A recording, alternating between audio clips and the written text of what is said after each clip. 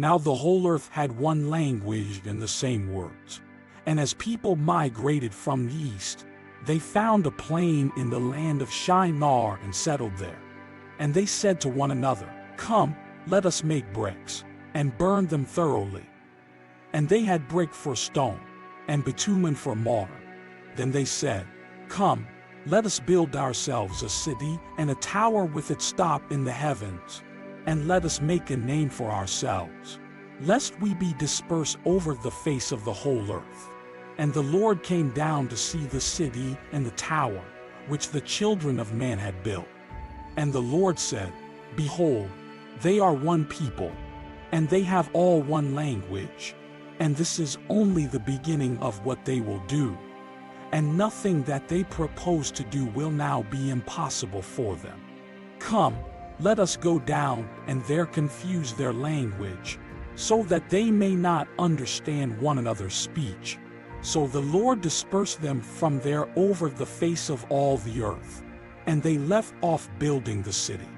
Therefore its name was called Babel, because there the Lord confused the language of all the earth.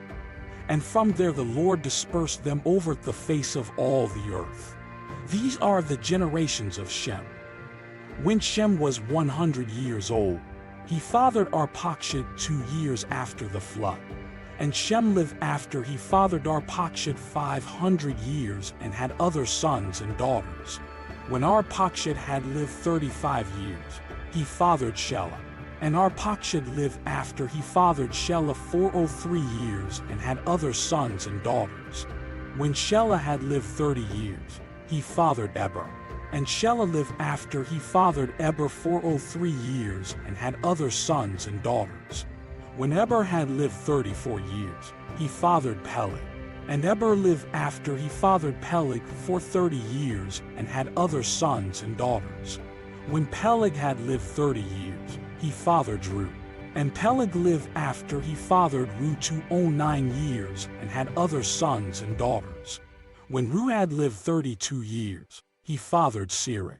And Reu lived after he fathered Serach 207 years and had other sons and daughters. When Serach had lived 30 years, he fathered Nahor.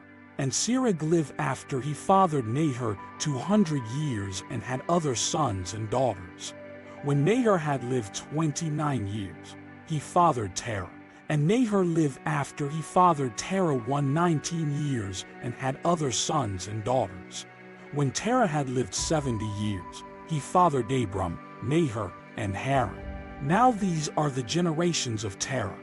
Terah fathered Abram, Nahor, and Haran. And Haran fathered Lot. Haran died in the presence of his father Terah in the land of his kindred, Ur of the Chaldeans. And Abram and Nahor took wives.